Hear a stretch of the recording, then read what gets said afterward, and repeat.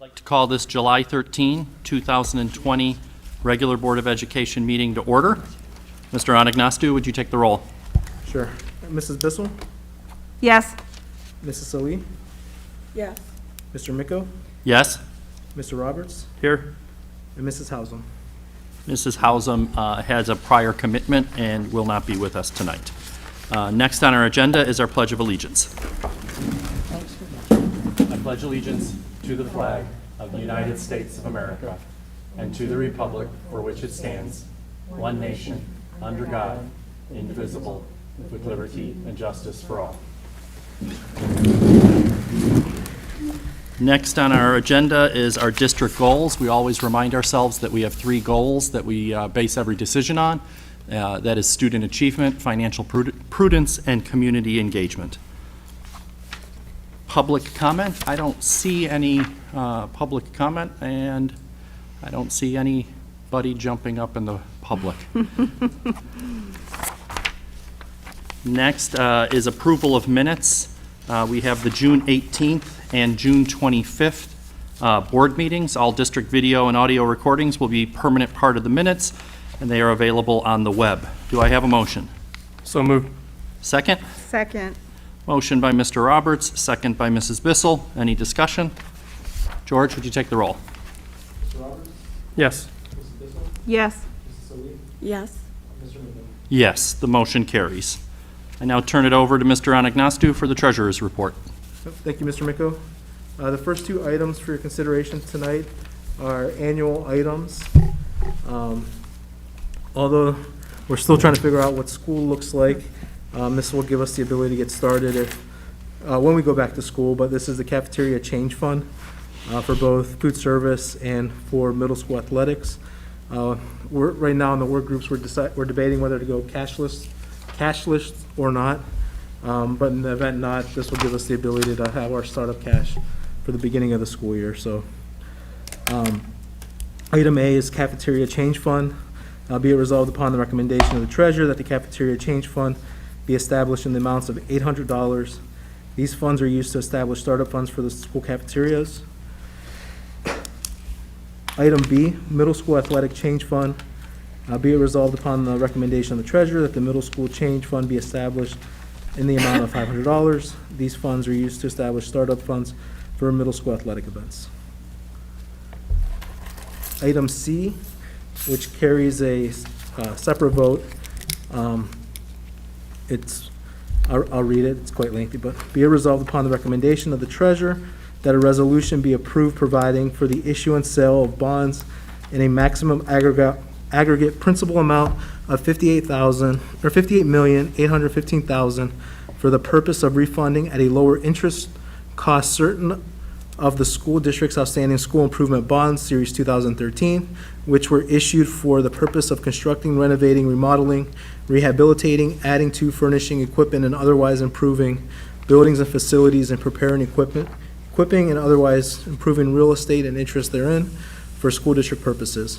Authorizing the call for the optional redemption of the refunded bonds, authorizing the execution and delivery of a bond register agreement and bond purchase agreement with respect to the refunding bonds, and an escrow agreement with respect to the refunding of the refunding bonds, and authorization of completion, use, and distribution of official statement and all other necessary disclosure documents relating to hereto. So in simple terms, Let me take the motion, and then we can have discussion. Okay. Do I have a motion? So moved. Second? Second. Motion by Mr. Roberts, second by Mrs. Bissell. And now time for discussion, and we'll start with George.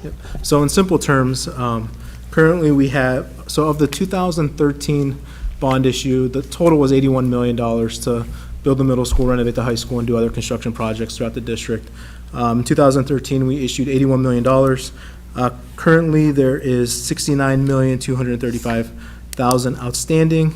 2 years ago, we refunded a small portion of that amount. Now we have the opportunity, the rest of the bonds have a call date in December, so we have an opportunity to refund, and refunding, it's a technical term for refinancing, $58,815,000 at a lower interest rate. We started this conversation and looking at if this was a possibility last July. When we were looking at this last July, our net present value savings were 5.7 million, or 9.75%. Currently, right now, as of June, if we were to close now, our net present value is 10.5 million, or 17.85. So I know the economy's been down, but in this situation, we have been benefited by waiting this year. Given this is just an estimate, or if we would stick with the timeline, there's certain processes we have to follow. One is doing a official statement, which we've been working on.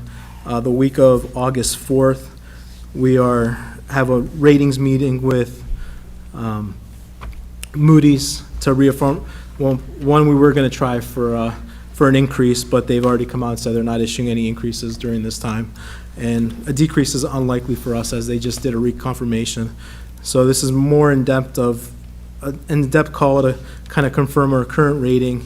And then the week of August 10th, after Moody's releases their rating, we'll send our official statement to potential investors.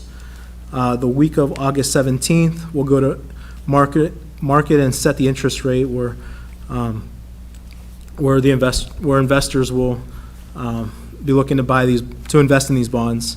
And then we'll close the week of September 7th, and then December 13th, December 1st, the bonds will be called. So that's kind of the timeline we're looking at. So the key date is that week of September 7th, so hopefully the interest rates don't move too much from where they are now, but either way, we're seeing a significant savings. So what that $10.5 million savings means, that $10.5 million savings will be realized over a period of 10 years or 20 years. The bonds are set to expire in 2045. So for these portions of the bonds, take out the ones that have already been refunded. It's over a 20-year period. So average about $500,000 per year. So that's $500,000 less in interest payments that we would have to make annually, meaning it's a direct savings to the taxpayer, because that's $500,000 less each year we would need to collect to pay the principal and interest. And we might not see the millage rate drop initially, but over time, as we'll accumulate this balance, there'll be less dollars that we would need to collect to pay off the debt. And about $500,000 equates to 0.3 mils, or $10.50 a year for a $100,000 house. Any questions for George? So I just want to, compliment you. I mean, this is part of our financial prudence. We continue to do this whenever we can, whenever it makes sense to do that. $10, you said $10 per $100,000. Right, per year. It may not sound like a lot when we divvy it up, but I would rather our citizens and our taxpayers keep $10 million of interest than someone else. Right. So it may just be $10 per person, but in the aggregate for the entire city, it's over $10 million in savings, and that's a real dollar amount. And that's something that we can then earn that trust and go back to the city again, or the taxpayer again, so I appreciate that. Any other questions or comments? George, would you take the roll? Sure. Mr. Roberts, Yes. Mrs. Bissell, Yes. Mrs. Salee, Yes. and Mr. Miko. Yes, and the motion carries. All right, so the next item I have is the Strongsville Athletic Booster Club donations, the proceeds of the 2019 car raffle.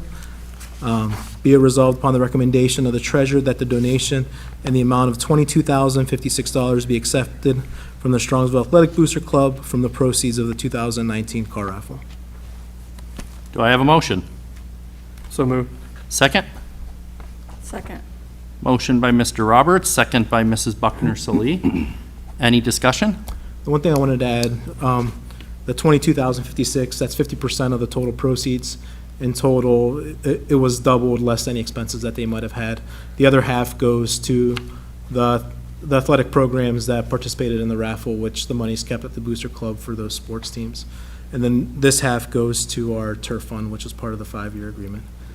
So normally the Booster Club would be here to present the check, but during due to the pandemic and the shutdown, and we delayed having this on the agenda due to the timing. So a number of thank yous are in order, and I'll try to start at the top. So the first thank you that's in order is from Mr. Serpentini and Serpentini Chevrolet, because the whole process starts when he donates a car to the district. Then we're going to thank the Booster Club, because they're the organization, or to use a trite phrase, they're the vehicle that lets us take that donation of a car and multiply it to have a bigger effect for our district. So we have that car raffle every year. The Booster Club does it. All the different student athletes, along with our music groups, et cetera, sell those car raffle tickets, and that's how we earn the money. So we have to thank the Booster Club for their sponsorship of it. We have to thank all the athletes for doing the selling. And most importantly, we have to thank the people who buy the tickets, because if nobody buys the tickets, none of this works out very well.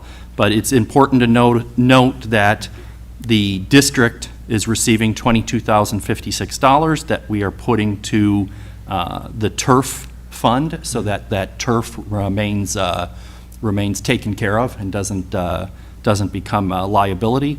But there's also a matching $22,056 that the athletic boosters have for the various teams and for the requirements and the things that they need to have a vibrant program. So we appreciate everybody doing what they do, because it lets us have the vibrant athletic program that we have.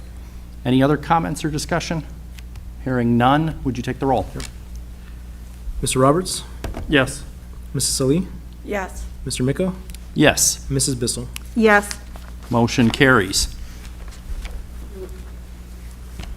Item E, Ticket Spigot Ticketing and Registration Platform and Sponsorship Agreement. Be it resolved upon the recommendation of the treasurer that the board enters into a contract with Ticket Spigot LLC for ticketing services and online ticket management per the terms of the agreement found in Exhibit B. Be it further resolved that Strongsville High School shall promote Ticket Spigot as exclusive ticketing partner of Strongsville Athletics, and Ticket Spigot shall provide Strongsville Athletics with sponsorship payments per the sponsorship agreement found in Exhibit B.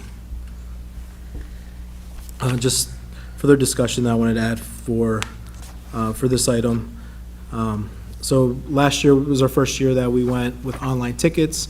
We were using Eventbrite. What we found with Eventbrite was they're more of an event-type platform. We looked at other platforms throughout the year, and more focused in sports. And out of the ones we looked at, we really like Ticket Spigot's platform the best, and also just a few other bullet points for the benefit of Ticket Spigot. We'll receive a sponsorship, $1,000 up front, and $3,000 if we meet $10,000 online ticket sales sold via online. Their fees were the lowest that we looked at any other company. Account management system, anyone who buys tickets gets an online account similar to that of StubHub or Flash Seats, where the ticket holder can transfer the tickets once they are in their account, compared to Eventbrite, where we had to send the season tickets for football last year, and they were held whoever we sent them to, and they had to be there at the gate when whoever else came with them. And then paper tickets. Ticket Spigot will be our supplier for paper tickets when they're sold at the gates. So last year they were printing off the machine, which delayed. This year they won't be printing. We'll have that roll available to kind of speed up the lines if we're able to have spectators at the event. So I know it's kind of odd that we're doing it this time, but we had it ready to go. We've been researching it. I also have Denny here that could answer any additional questions if you like, but also Mr. Roberts played a role in this too with his background in professional sports, where he had the creative idea with the sponsorship where we were able to utilize Seth, and he had the idea with the $1,000 up front and the $3,000 if we meet the $10,000 tickets sold. So thank you, Seth, for your expertise in that area. Seth, do you have any other comments you want to share? Feels good to take that off. No, it was, I think Ticket Spigot allows us to have a lot of flexibility in how we not only sell tickets, but the events that we can put online to be able to sell, whether it be from an athletic standpoint or other performances, whether it be music or choir, in those areas too. So with that, and everybody's so used to just buying stuff on their phone, the ease of that's going to make the lines a lot less, hopefully, at a lot of the events, but also the ease of transferring to family and friends is going to make it a lot easier. So we're thankful for Denny's work on this and appreciate that, and also look forward to our partnership with Ticket Spigot. I just want to, again, echo George's comments. Thank you for helping with this. This is, one of the reasons we try to have a balanced board with a lot of different, a variety of skill sets, and it's great that it was able to come to fruition so quickly. It does seem, it may seem a little bit ironic that we're doing ticketing when we're not exactly sure what kind of sports we're going to have, but I think it's, A, eventually we'll need it, and B, I think we'll need it sooner than later because it is, if we do it as an app, it's contactless, it's, there's not touching money, there's not exchange of those kinds of issues, so I think it may very well be more useful sooner than later. Next. Next, item F, Under Armour Athletic Agreement. Be it resolved upon the recommendation of the treasurer that the board renews an agreement with Under Armour, whereas Strongsville High School shall exclusively purchase Under Armour products for its athletic teams, coaches, staff, and fans. Under Armour shall provide Strongsville High School with the product allotment valued at Under Armour's then current retail pricing per the agreement found in Exhibit C. The term of this agreement commences on 7/1/2020 and ends 6/30/2025 for a term of 5 years. And this is a renewal of our current contract, which was a 5-year contract that expired 6/30/2020. Do I have a motion? So moved. Second? Second. I'm going to give it to Mrs. Salee by a hair. Motion by Mr. Roberts, second by Mrs. Salee. Any discussion? Well, I will thank Denny, and we'll get you up here on the next vote, so you can you only have to walk up once. But I'll thank him for his leadership. And this is also something that we thank our athletic boosters for, because ultimately, a lot of the dollars for the uniforms, et cetera, that we buy with this contract is a booster club effort, so we thank them for that also. Any other discussion? I think the couple things I just want to add was, we'll receive, the promo dollars, we'll receive $5,000 up front every year, and then we'll receive a $10,000 cash back for every dollar we spend over $35,000 as a district, including boosters as well. Very good. And just as an example of how we use that money, if you come to our basketball games and you see T-shirts getting thrown into the stands, we're not using taxpayer money to buy those kinds of things. This kind of program provides us the ability to do those kinds of things. And if you've been to the basketball game and you see the little kids all excited to get a T-shirt, it's well worth it. Anything else, Danny? Did I miss that? Take the roll. Mr. Roberts? Yes. Mrs. Salee? Yes. Mr. Miko? Yes, Mrs. Bissell? Yes. motion carries.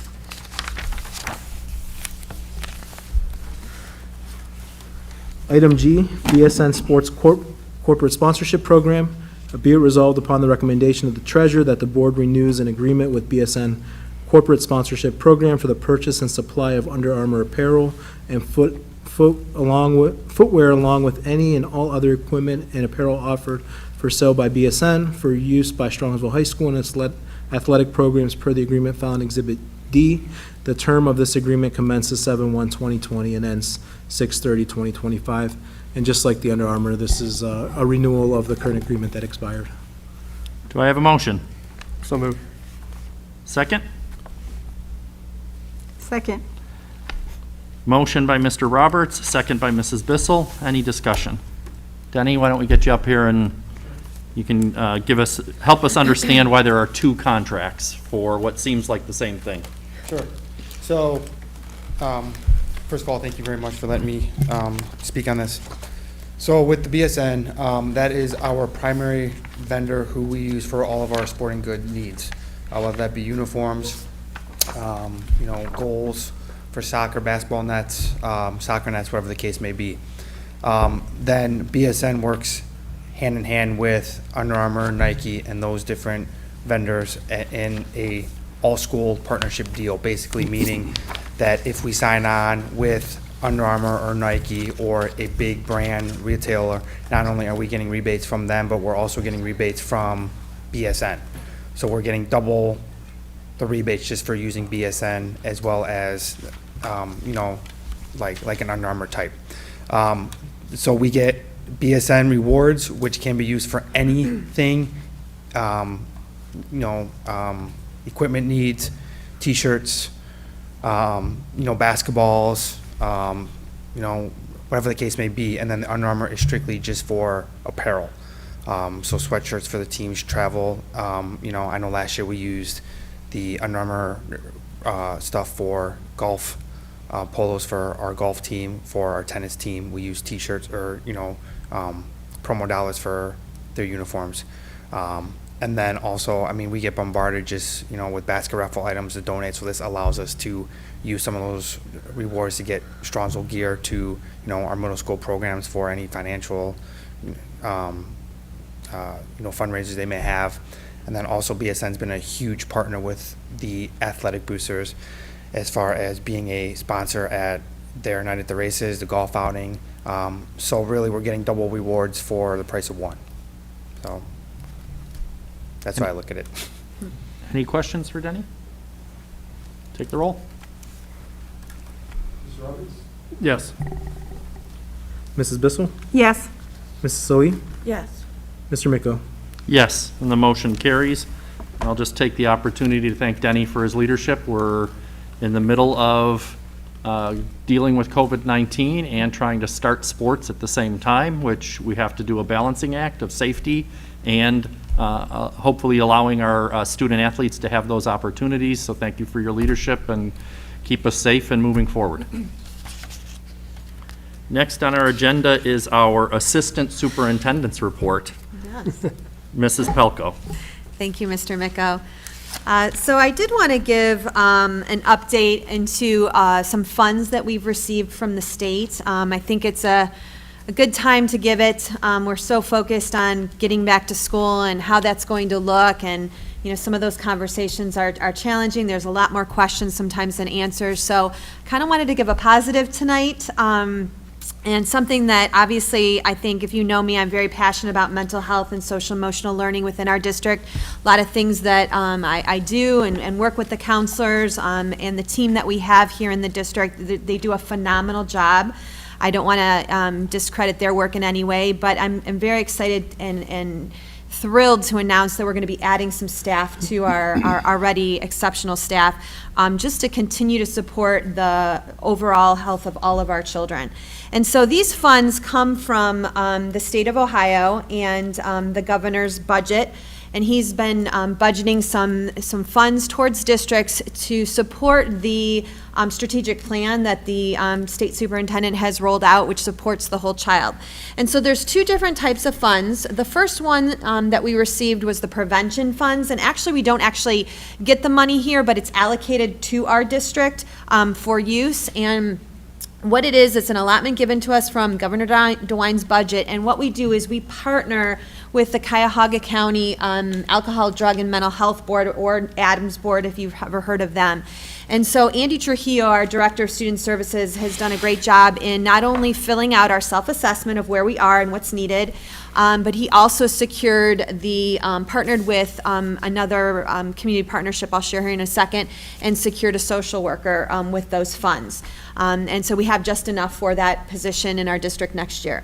And for our wellness funds, that's the second money that we're getting. And again, passing of House Bill 166 in July, Ohio has invested over $675 million towards this effort. And this was all pre-COVID that we were going to get this money. And again, it's just to support the academic achievement of students by helping to support their mental health. And so we received $175,000, $554 to be exact, and 88 cents. George, let me know the exact total today.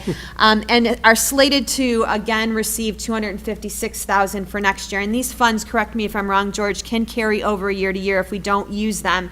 So we're being very judicious in how we're planning, and it's taken us a little bit of time to plan exactly what we need for the district. And we've looked at all kinds of information and data to kind of determine what we're going to use these for.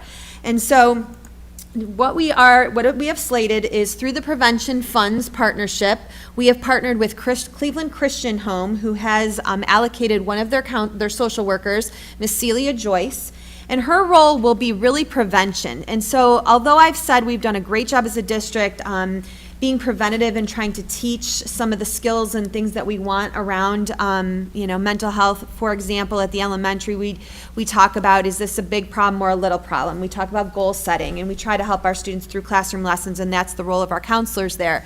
But what we really need is to assess more of a vertical alignment between the levels and to really decide what is needed and what levels of support are needed for our students. So the role of Celia is going to be kind of in the first month or two to kind of take an inventory of where we are, and I think it's very timely given the fact that we're going to have students returning from this pandemic.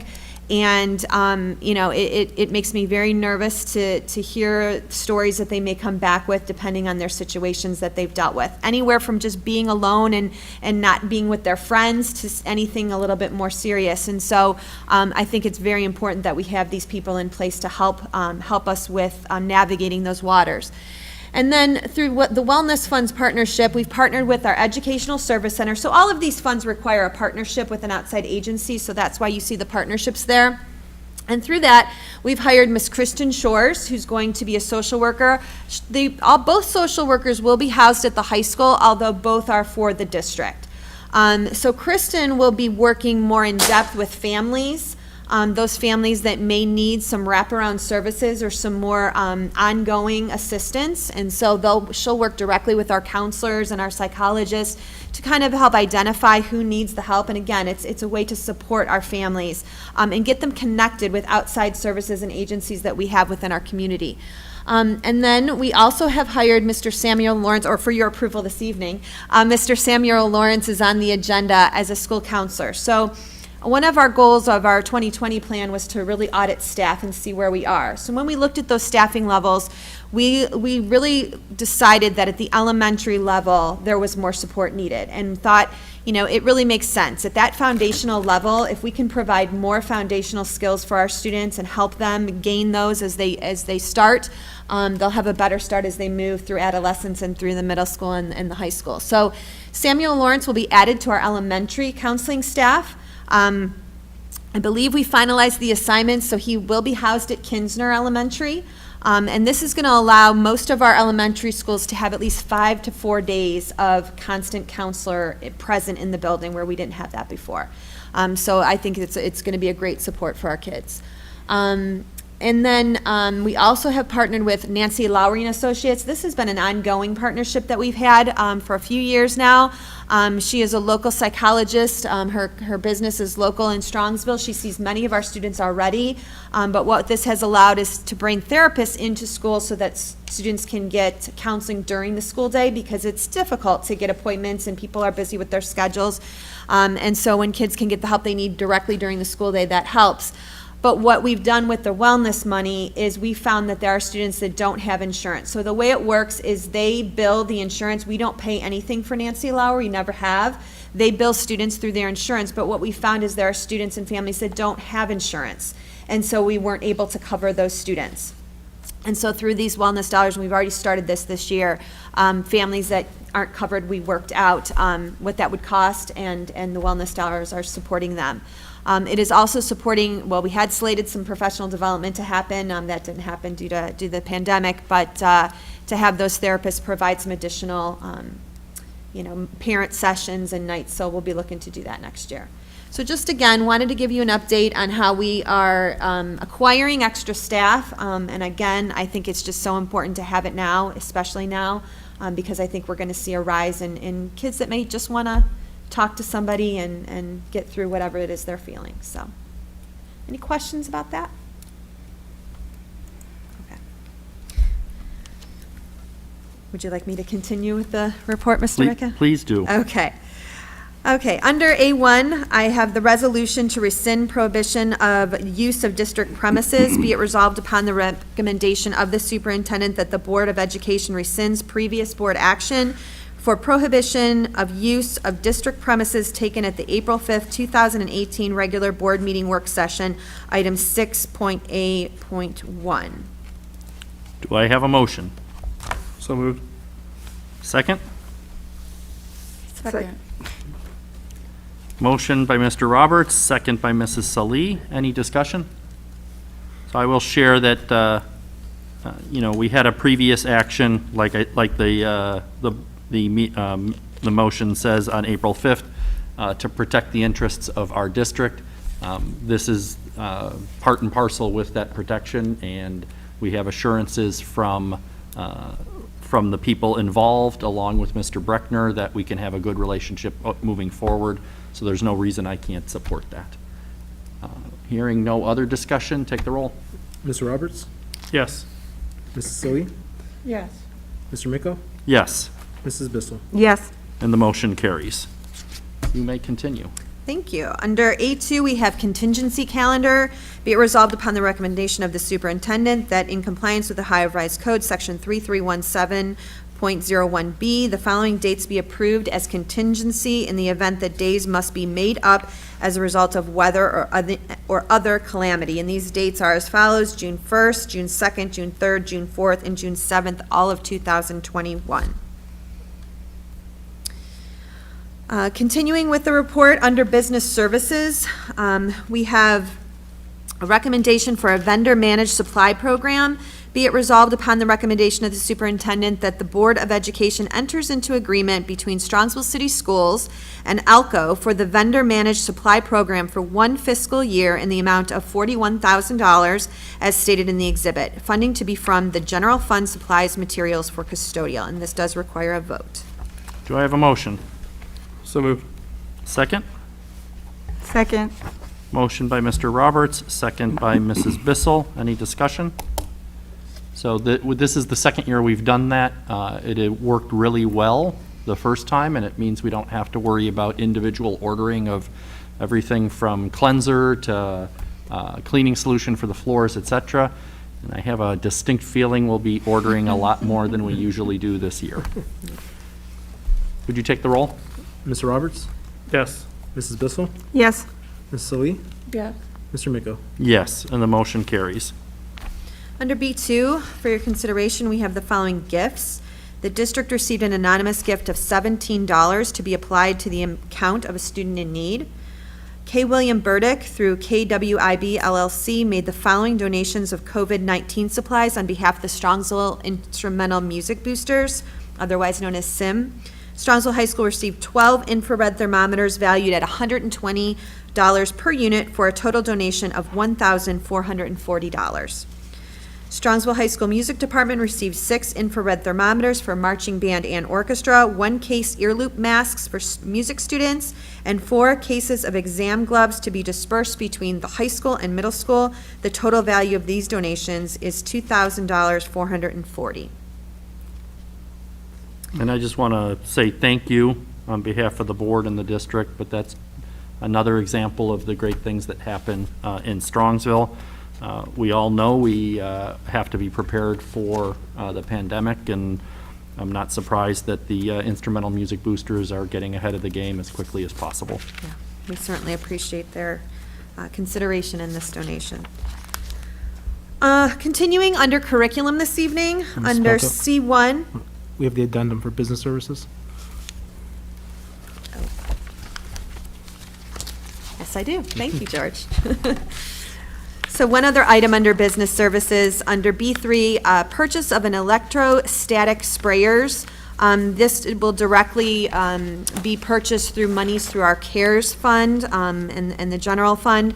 Be it resolved upon the recommendation of the superintendent that the Board of Education approves the purchase of 8 electrostatic sprayers and 5 handheld electrostatic sprayers to be purchased from the Home Depot Pro Supply Works at a cost of $31,999.87.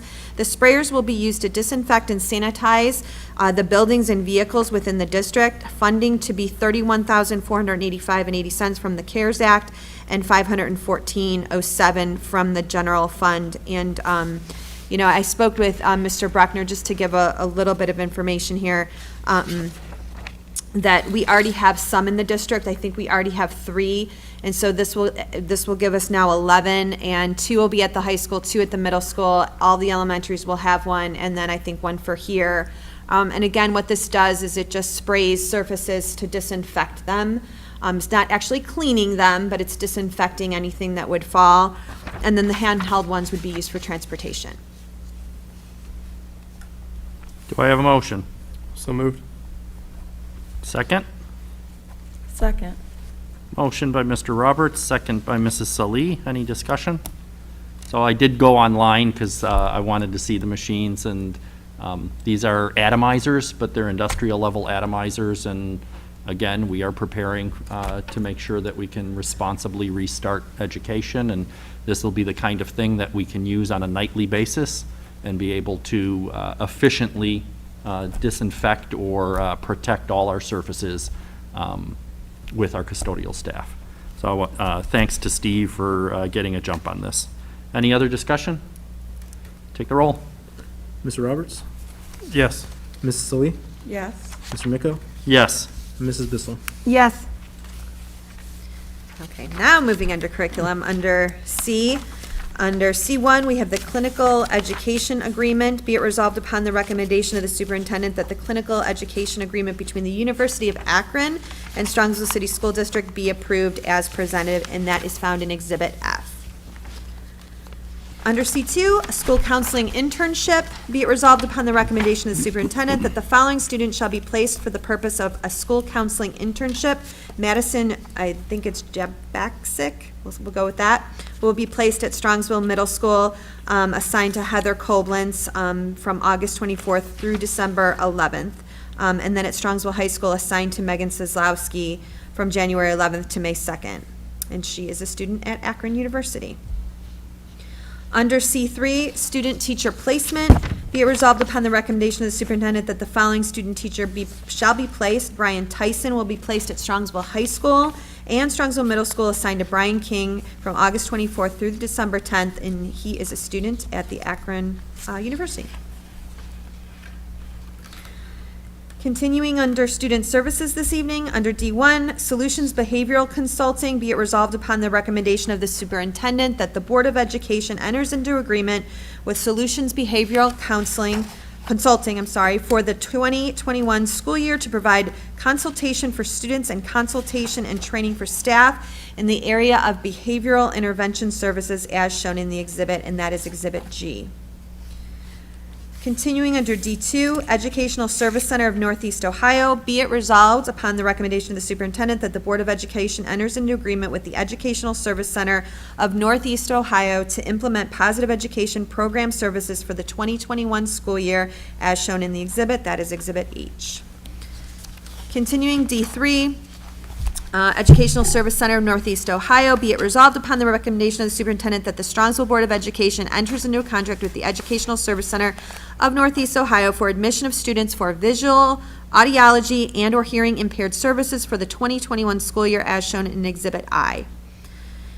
D4, United Cerebral Palsy Association of Greater Cleveland, be it resolved upon the recommendation of the superintendent that the Strongsville Board of Education enters into the agreement with the United Cerebral Palsy Association of Greater Cleveland Incorporated for the special education and related services for placement of a student with disabilities during the 2021 school year for a total amount of $92,138 per the attached Exhibit J. Under D5, the McKeon Education Group, be it resolved upon the recommendation of the superintendent that the Board of Education enters into agreement with the McKeon Education Group Incorporated for the 2021 school year to provide reading remedial tutors and intervention service for St. Joseph and John Interparochial School under auxiliary funding administered to the approved non-public schools by local districts. The cost for direct therapy to school-aged students is $148,578, and then also $61,500 for two full-time tutors, $25,578 for a part-time intervention specialist, as shown in Exhibit K. Under D6, PSI Affiliates and Associates, be it resolved upon the recommendation of the superintendent that the Board of Education enters an agreement with PSI Affiliates, PSI Associates for the 2021 school year to provide nursing, speech therapy, psychological, and intervention services for St. Joseph and John Interparochial Schools under auxiliary funding administered to approved non-public schools by local districts. The cost for direct therapy to school-age students is $196,605. We have costs there for a health aide, part-time registered nurse, speech-language pathologist, school psychologist, intervention specialist, and another intervention specialist per Exhibit L. And Under while D- you're taking a breath, Okay, thank you. I will just jump in and say that, 5 and 6 are from 401 auxiliary services. They're not out of our general fund. We are the agent or the steward for those funds to St. Joseph and John School. And we act as that agent and steward and make sure that the money gets where it needs to go for the purposes intended. Thank you. Thank you for that, and thank you for the break. Under D7, McKeon Education Group, be it resolved upon the recommendation of the superintendent that the Board of Education enters into an agreement with McKeon Education Group for the 2021 school year in the amount of $35,000 for one part-time intervention specialist to service students with disabilities attending St. Joseph and John Interparochial School per Exhibit M. Under D8, PSI Affiliates and Associates, be it resolved upon the recommendation of the superintendent that the Board of Education enters into an agreement with PSI Affiliates and Associates in the amount of $5,552.03 for speech-language pathologist service to service students at St. Joseph and John Interparochial School per the Exhibit N. And But, Go ahead. just to add in, same with the 7 and 8, same thing that held with the previous two, but rather auxiliary funds. We receive federal IDEA 6B funds for special education, and there's a portion of that is directed to non-public schools. So these contracts come out of that portion for the non-publics. There you go. Thank you, George. And finally, under Student Services, under D9, PSI Affiliates and PSI Associates, be it resolved upon the recommendation of the superintendent that the Board of Education enters into an agreement with PSI Affiliates and Associates, Inc., in the amount of $65,482.20 for social worker services to service students at Strongsville City Schools district-wide per the attached Exhibit O. And that concludes the report for Student Services. Any questions? Steve, Aaron, and Andy owe you Yeah. payback. Yeah. No problem. Okay. Under Human Resources this evening, under 8E1, we have the resignation of an administrative staff member. Our principal to Strongsville Middle School, Adam Marino, has resigned. I do just want to say that I think I hired Adam 8 years ago to be my assistant principal, and when it was Center Middle School. Adam has done a phenomenal job for our district. We wish him nothing but the best. He's done a tremendous amount of work here and has truly been gone above and beyond, not only being an assistant principal and a principal, but has been involved in many district initiatives as well. So I appreciate his leadership, I appreciate his partnership, and we wish him all the best in his new position. Under E2, we have the appointment of an administrative staff member. I'd like to announce that Jessica Boytum is the next middle school principal for Strongsville Middle School upon your approval. I just want to share, Jessica's here in the audience this evening, and we're going to hear from her in just a minute, but I just want to share that we had over, I believe, if memory serves, over 80 applicants that applied. I think Aaron and Cameron and I screened about 20 of them, and then brought back about 4 for a second round interview with a larger committee. And, Jessica just did a phenomenal job throughout all 3 rounds. And then she came in for a 3rd round with Cameron and me. And I mean, we were nervous because of the late resignation and who we would get, but we got really lucky and we just hired a rock star in Jessica. So she's already been texting me and communicating, and I think she plans to even start tomorrow working right after her approval this evening. But just a little bit about Jessica. Her husband Biagio is here in the audience with her, supporting her. Jessica is currently the associate principal at Claggett Middle School in Medina. Prior to that, she was a middle school assistant principal in Brunswick for 6 years and a high school English language arts teacher there before she took on an administrative role. She does reside in Strongsville. I think they're moving next week into another home. They're moving from one home in Strongsville to another home in Strongsville, where she obviously resides with her husband Biagio and her 3 children. You know, I had the privilege of calling all of her references, and, you know, I always say, like, is there anything that we need to know about Jessica before, you know, anything I need to know to help her, support her and manage her? And all throughout, it just, you know, was just so many wonderful comments that she already walks the walk and talks the talk of a principal. And so I'm just thrilled to have her. She has a passion for students, a passion for instruction. Her leadership in multi-tiered systems of support for our students that may need extra support, also through positive behavior intervention support. So the things that she's done at our other schools, I'm just excited because I know she's going to be bringing all of those ideas and things to our middle school. And you know, we have a wonderful staff at the middle school, and I just know that she's going to be a great partner with Jamie and Tina, who are already there, and all the staff and teachers. So welcome, Jessica, to Strongsville City Schools, and if you'd like, you can share a few words.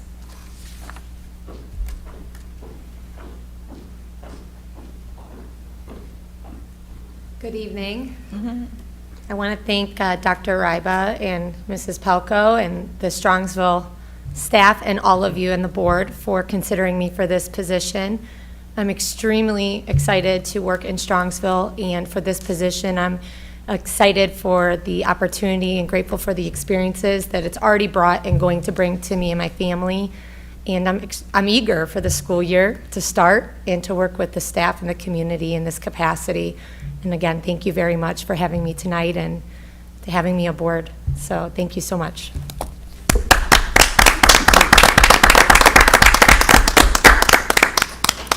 So, and Jessica, I just on behalf of the board want to welcome you aboard. We're really excited to have you. We've heard great things. One of the things I noticed when we were reviewing your materials is you talked about servant leadership. This is your goal and your principle, and that resonates very well with us. So we're excited to have you on board. I know there's a lot of middle schoolers that are excited to meet their new principal, so that's great. And we have a tradition where each board member asks a pointed question of the principal. No, I'm lying. I'm lying. So hopefully that. But look, she was ready. She was ready to do it. That's great. So you passed the test. Yeah, she knows. Yeah. But we're excited to have you aboard, and it's nice that you're a Strongsville resident. And I will comment. I think it says a lot about our district that we had 80 people apply. That of those 80, we invested the time to look at 20 of them, which meant we had 20 capable candidates. Not that all 80 weren't capable, but interviewing 80 would be tough. But it's a great, a nice testament for our school district that we're getting qualified candidates, that they want to come here, and congratulations on being the one. There are at least 79 who think we made the wrong decision, but too bad for them. Congratulations and good luck. And if you ever need anything from the board, please let us know. Thank you. And Jessica and Biagio, I know you have small children waiting, although they did say this is date night for them, so they may want to stay, but please feel free. You can go if you'd like to. Thank you. Thank you for being here. Continuing under E1, appointments for certificated staff members, appointments for non-certificated staff, appointment for extended school year staff, appointments for non-certificated athletic supplemental contracts. And Mr. Micko, I do need to make a change from the floor. We had a late change in assistant marching band director for SHS. So Sheila O'Connor actually resigned before she accepted and then had to resign, unfortunately. So we do have a replacement for her. That is Claire Jarnusik, I believe. So we're going to take out Sheila O'Connor there and add in Claire Jarnusik. Got it. Thank you. Continuing, appointments for certificated supplemented contracts prorated. And appointments for non-certificated supplemental contracts prorated. Appointment for a non-certificated trainer. And I just want to, Evelyn Diesner under here, she used to be our district athletic secretary, and she has graciously agreed to come back and help train our new one, and she's just been phenomenal. They've been working incredibly hard in Denny's office, so I just want to publicly thank her because she did retire, and she came back out of retirement to help us out, and I think it's going to be a great start, especially now with trying to organize everything for athletics, that it'll be great. So thank you again, Evelyn. Under E3, changes in hours for non-certificated staff. E4, changes in hours for non-certificated staff. Continuing under E5, stipends for technology coaches. And I apologize, I do need to make one more change here. Leanne Ambrosiak should say Whitney Elementary. We got her right on the first one, but this one, I don't know. It shouldn't be Chapman, she's at Whitney. Under E6, medical leave for certificated staff, medical leave for a non-certificated staff. Under E7, we have unpaid leaves for non-certificated staff. And finally, we have E8, we have a settlement agreement. Be it resolved upon the recommendation of the superintendent that to resolve an outstanding legal dispute involving a non-teaching employee originating on November 25th, 2019, the Board of Education hereby authorizes and enters into a mediation settlement agreement and release, the terms of which have been reduced to writing and are incorporated herein by reference having been provided to the board for review and consideration. The board hereby directs that its superintendent and treasurer sign the referenced agreements on the board's behalf, and it authorizes them to do all things necessary to accomplish the objective of this resolution, and this does require a separate vote. Do I have a motion? So moved. Second? Second. Motion by Mr. Roberts, second by Mrs. Salee. Any discussion? So all the board members have reviewed the resolution, and George, you may take the roll. Mr. Roberts? Yes. Mrs. Solie? Yes. Mr. Miko? Yes, Mrs. Bissell? Yes. and the motion carries. Next on our, thank you very much. You set a high standard that we compare everyone to. Okay. Thank you. You're welcome. Next on our agenda is our consent calendar. Action by the Board of Education and adoption of the consent calendar at this point means all items on the agenda with asterisks are adopted by one single motion unless a member of the board requests otherwise. Do I have any requests? Hearing none, I will, for the record, highlight on page 10, Sheila O'Connor is being removed, and in her place, Claire Jarnusik. And on page 13, E5, Leanne Ambrosiak, close enough? Ambrosiak. yeah. Ambrosiak is not assigned to Chapman, she is assigned to Whitney, and that will quell everybody wondering why there are two people at Chapman and none at Whitney. So we fixed that. Any other requests? Hearing none, a motion? So moved. Second? Second. Motion by Mr. Roberts, second by Mrs. Salee. Any discussion? Take the roll. Mr. Roberts? Yes. Mrs. Solie? Yes. Mr. Miko? Yes. Mrs. Bissell? Yes. Motion carries. Next on our agenda, we have Mrs. Buckner Salee here, bringing us to full strength. So we needed to juggle some of our liaison and committee assignments, and we have those. Repeating again, at the last meeting, Michelle graciously accepted the challenge of being our Polaris School Career Center board rep. For City Council, our liaisons will be Michelle and Laura. For Strongsville Education, the liaisons will be Laura and myself, Richard. For Strongsville PTA, we have Sherry Buckner, recognizing that Laura is very involved in the PTA and will also be part of those meetings, but our liaison will officially be Sherry, so thank you very much. OSBA Student Achievement Liaison will be myself and Sherry. Finance Committee is going to be Seth and Sherry. Policy Committee is Michelle and myself. We expected a hard, long fight for that, but nobody decided to fight us for those positions, so we get to remain on Policy Committee. Facilities Committee is Laura and Sherry, and Business Advisory Council is Sherry and Seth. And I will give you the copy, George, so Shelley can put it into the record properly. Rich. Or Dawn. Do you have a question? Yes, can you repeat, sorry, I haven't talked the whole meeting. Can you repeat the student achievement liaison for me, please? No, I messed that up, didn't I? Yeah, unless me. it was different from what you told me. No, yeah, no, I think I blinked my eyes. Student achievement is Seth. Okay, thank you. Mr. Miko, to that point too, can you repeat C, the PTA council PTA council is Sherry Buckner, And facilities. and Laura, or just Sherry? just Sherry. Okay. I just want, Laura is an active participant, so Okay.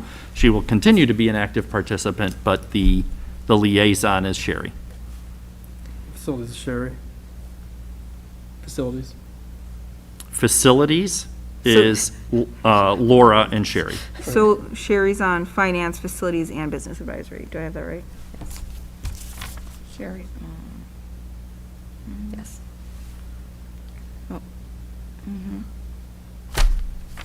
This doesn't, is that, I think that's what you said. It is what I said. Yes. Is that what you Okay. meant? It is what I meant. You're making me second guess myself. So finance is Seth and Sherry. Policy is Michelle and myself. Yes. Facilities is Laura and Sherry. Business Advisory Council is Sherry and Seth.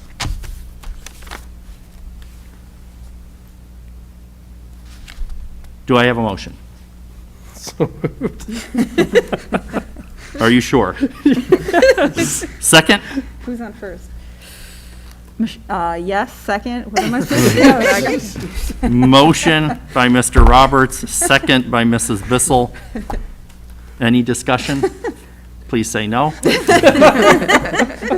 George, take the roll. Mr. Roberts, Yes. Mrs. Bissell, Yes. Mrs. Salee, Yes. Mr. Miko. Yes, motion carries. And we now go to Assistant Superintendent's timely information. Thank you, Mr. Miko. So just a few things that I wanted to update the community on. Dr. Ryba's community conversation from the July 7th, I believe, is posted on our website. I know he answered a lot of questions that community members did submit. So if you missed it, please, you can go there and view it in its entirety. He is planning on returning from vacation and doing another community conversation on Tuesday, July 21st at 4 o'clock p.m. Again, if you just go to our website, you can, just click on the live stream there. And in this one, he is planning on announcing the final recommendation on how we will begin the school year, and recommend how the first day of school, how that's going to be run and everything like that. So I just, personally, from being on several of these committees, I can't thank our communities, our community members that are on it, our teachers that are on it, our staff that are on it, that are seeking information from other community members and people within our community. The feedback that we are getting, although it's kind of all over the place and we kind of have to sift through it all, it's so valuable to hear what's important to people. And we're getting a lot of good ideas and good thoughts and things that we haven't thought of. So keep the information coming, keep the emails coming. Don't feel like you're bothering us, because this is what we need to do. So I just want to thank everybody out there that's working incredibly hard to help us with all of these difficult decisions, because they are difficult decisions. On Tuesday, August 4th, then, at 4 o'clock will be the next one. And then, I know that there are a lot of comprehensive plans that districts are beginning to share. I was on a call last week and then today with area superintendents around Northeast Ohio, and we kind of all said, when are you sharing yours? When are you sharing yours? And so they're all coming out within the next several weeks. So we're on it. Ours will be shared as well. So August 4th is the time frame for that. So we, again, want our families to know what the plan is on July 21st, because I know that's important to families. But then on August 4th, the whole comprehensive plan will be shared, and you can read all of the details from sanitization to how we're going to run transportation to all of those things will be included there.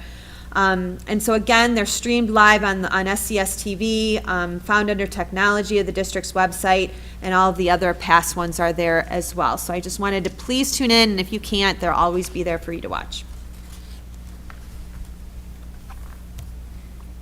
Anything else? Nope, that's it for me. Next is Board of Education Other. Does anybody have any other? No. What I do want to share, because obviously the school district's preparation and response to the COVID-19 pandemic is on everyone's mind. And although we're still working through our final recommendations, it is the single thing that occupies all our minds, and our discussions and our conversations amongst ourselves as a team, along with our friends and family. So I did want to share a few comments with the community at large to try to frame how the board is approaching this and how the larger administration team is approaching our planning. And so I wanted to just start with, when the pandemic started, we were ordered to have a shutdown, and we sheltered in place. And we're now 3 months away from that. But when that happened, we had this idea of essential industries. And certain industries were allowed to continue. They were required to continue. We still expected the electricity to work. We still expected the water to work. We definitely needed our cable TV and our internet and our cell phones to work. I can't imagine what it would have been like if we didn't have those tools. But all of those things were determined to be essential. Grocery stores were determined to be essential, and the people involved in those industries continued to work as safely as possible. So we come forward, and it is the board's opinion that education is just as an essential industry. It's not an industry per se, but it is just as essential. And so we need to balance safety. We need to balance the issues and the concerns with COVID-19 with our best efforts for education. And our best efforts are delivered primarily if we have all our students in school 5 days a week. So that's our goal. Our goal starts there. That's where all our reasoning comes from. One of the issues that we had been grappling with is that 6-foot distance, and whether that would be a requirement, whether it would be mandatory, or how that guideline would be brought down. So that guideline has been released by the state, and in conjunction with guidelines from the American Academy of Pediatrics, it is safe, it is considered at this point in time safe to reduce that 6-foot distance with other precautions in place. So for us as a district, we have determined that we can safely have a 5-foot minimum distance throughout our schools. And so we're going to use that as our guideline or as our policy. But the consequence of that is we are seriously looking at what other protections are going to be in place. And that means facial coverings, that means face shields, that means extra cleaning like we did on our agenda today to get the equipment for that.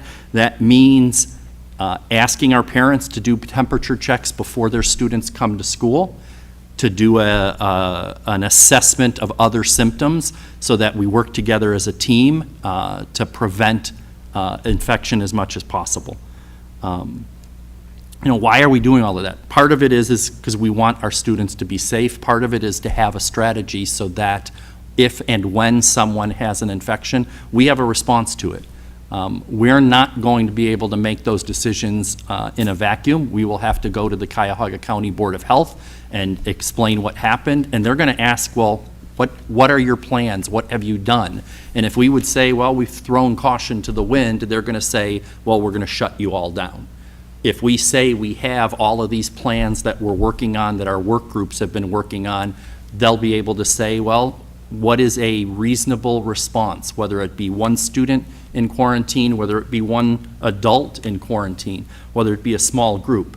But it allows us to work towards our goal of having all of our students back in school. So we're going to balance whether it's masks, whether it's face shields, whether it's all of those things, and we're going to look at what's reasonable for all of our students. And we're making those decisions now. As a board, as an administrative team, we respect parents' decisions. You need to decide what's best for your children and your circumstances. So if a parent looks at their circumstances and has extra concerns, they should look at our SOLO, Strongsville Online Option, which is Learning, yeah. Learning option. Strongsville Online Learning Option, which may be appropriate for some students, may be appropriate for some parents, and we'll work together to have those conversations to determine what's best for each student and each student's families. But we also expect and we know we're going to get our parents' cooperation. The goal is our best efforts at balancing that, bringing students back and staying safe at the same time. So some of those things would be, like I discussed before, doing that temperature and symptom check. And if your student or your child has any of those symptoms, we expect parents to keep that child home. It could be, we have a 1 mile limit for busing. Busing is a serious concern. Parents that are 1.1 miles and can volunteer to walk their children for the duration to school, those are the kinds of things we're going to be looking for. Parents who are working from home and can volunteer to drive their students, balancing, we don't want Strongsville Middle School everywhere, but we're going to balance those things. But if we can reduce the density on our buses, that's a positive. That's a good way for us to respond to this coronavirus. One of the other messages I wanted to share was there's been a lot of conversation, a lot of discussion, whether it's in kitchens, whether it's in our work groups or whatever, on compliance. Who's going to enforce things, et cetera. We have our students, and they want to do the best job they can as students. So we have experts in our schools that can help our students follow the rules when we decide them. And they happen to be the teachers and the staff that we already have there. They're really good at making sure students learn what the expectations are and how to stay safe. And whatever those rules are, whatever those protections we put into place, whether it's masks, whether it's face shields, whether it's adjusting lunches, our staff are the ones who are going to help us do a great job of doing that. And it's not going to be a game of, well, what if someone's mask falls off? Well, it's no different than if any other protection or any other behavior we do in school. We have our teachers, we have our staff, and they are experts at helping our students do well. And we will do well, and we can do this.